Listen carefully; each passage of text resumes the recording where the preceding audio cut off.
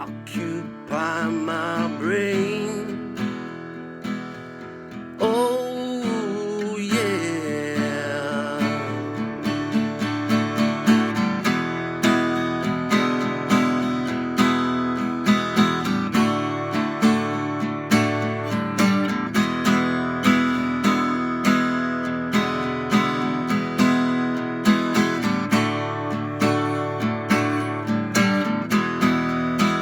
I need someone to show me the things in life that I can find, but I can't see the things that make true happiness. I must be blind.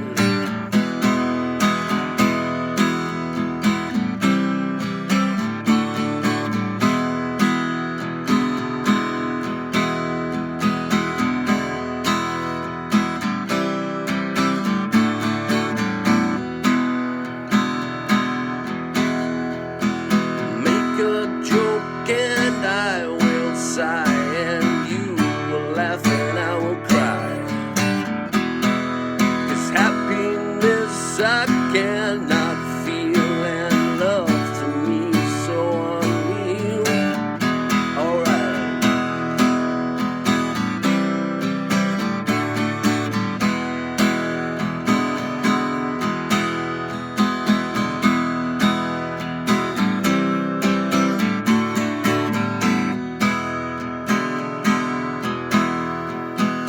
And so as you hear these words telling you now of my state,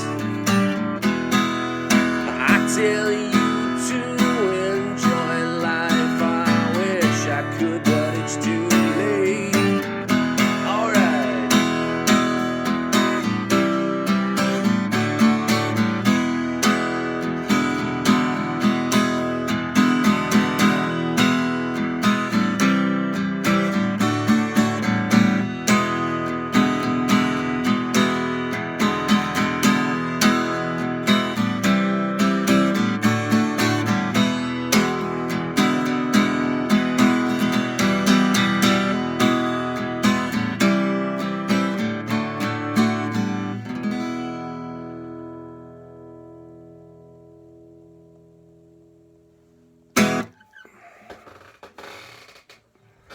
Well,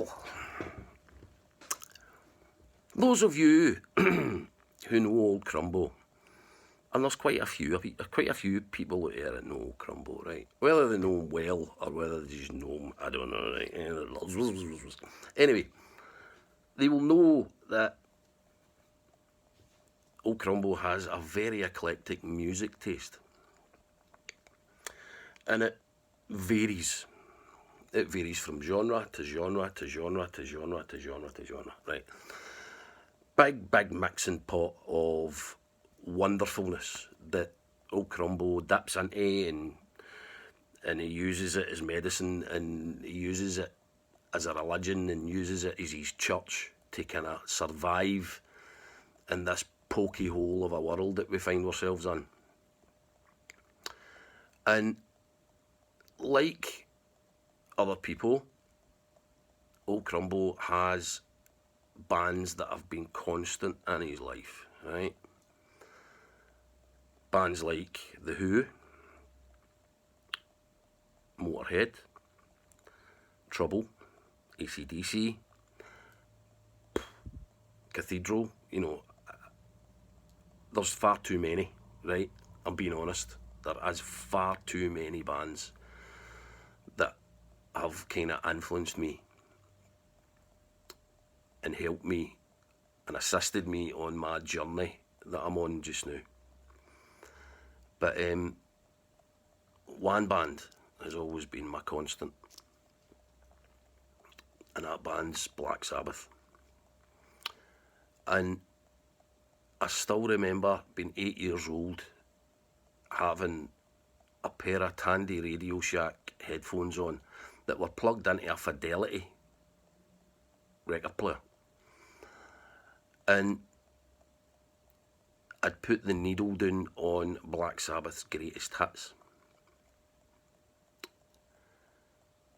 And I swear to God, and I don't want to sound like fucking Dave Grohl here, right? Because it seems to me that, see, every time you see Dave Grohl, that band changed my life. You know, every fucking band changed his life. Fuck's sake, man, many lives you got. But, and I know that term, I mean, people use that term, they do. And I understand why they use the term, right? Because it's a good term. It's a good choice of words to put together in one sentence. But, you know, don't overuse it. Don't take a fucking piss with it. You know what I mean? But Black Sabbath really did change my life, and set me on a road, you know, 42 years ago, to where I am now at 50. Right? And the reason why I done Paranoid in that way was my pal Sharpo, right, who let me hear an album by a guy called Mark Kozelek, right? And the album, I think, if my memory serves me right, was called What's Next to the Moon, which is a song off AC/DC's Power Age album, right? But unbeknownst to me, this album, what this guy done was he'd taken all his kind of favourite AC/DC songs and he played them on his acoustic, and he'd kind of restructured them all, but sang Bon Scott's lyrics. And I swear to God, man, that blew my mind when I heard that album, because the songs that I was used to hearing since I was a toddler, right, and being a total Angus Young fanboy, which I still am, you know, and hearing all these songs like If You Want Blood and What's Next to the Moon, and oh man, and I just couldn't believe what I was hearing. It was beautiful. It was marvellous, and it made AC/DC's already amazing, brilliant, beautiful, bombastic songs sound a different kind of beautiful.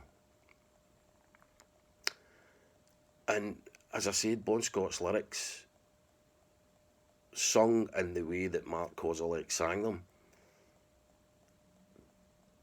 made them breathe completely differently, and you could hear more meaning in Bon's lyrics, you know, because a lot of people would probably say, he was a dirty old man, which he was. But, you know, if you listen to Bon Scott's lyrics, or read Bon Scott's lyrics, he's very clever and he's very funny. But he's also looking for love. He's been sick and tired of being kicked about and,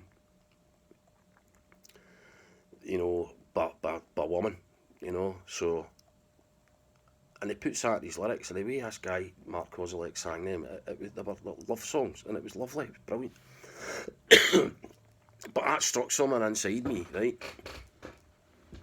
And I was like, you know, because I've been playing in bands all my life, whether it be being a drummer or being a guitar player, you know, I've always felt that with music you can change it and you can make it your own. And it might be good, it might be shite, it might smell like the bottom of your wheelie bin.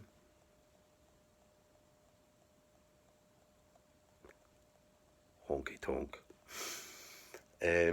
Or, you know, you can take it somewhere else, right? And do I belong in a rubber room? Yes, I do. Do I want to jump against the rubber walls with great aplomb and reckless abandon like a playground Super Bowl? Yes, I do. I'm comfortable in my own skin. I like a challenge. I like to do things that challenges me. And whether sometimes they work, sometimes they don't, right? But that was the reason why I done that. Because Paranoid by Black Sabbath was written in 5 minutes, right, to fill out an album. and look what it done to the rock and roll world and the heavy rock world, right? It just blew it to bits. But when you break a song down and you sing it in a certain way, it's not John Michael Osborne barking at the moon. You know, it's not like Mad John, as we all know and love him, as Ozzy. You know, just maybe on a bad trip or, you know, being paranoid because he smoked too much blow. It's about a guy who's struggling.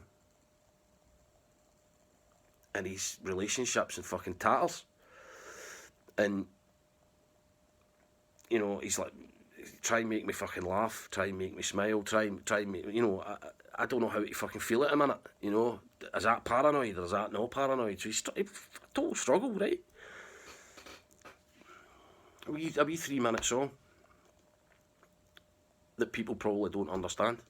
So I decided to do it that way. So I hope you like it, and I hope I've not upset anybody or Black Sabbath fans out there, because that's not my intention, right? Because I'm probably one of the biggest Black Sabbath fans out there. You know, cut me, man, I bleed Black Sabbath, man. And anybody that knows me knows that. Maybe a wee bit of Motorhead would be in there, and well, big bit of Motorhead would be in there, and a bit of Angus Young, a bit of, you know, right? I don't need to explain myself. So anyway, I hope you enjoyed that.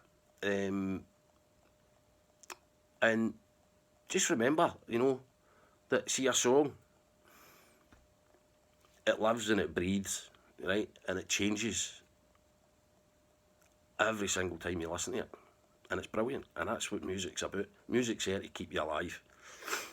And that's the way I look at it. So, anyway, have a good day today, right? Always have a good day, whatever day, right? Remember that. And as Molly Weir used to say before Crossroads,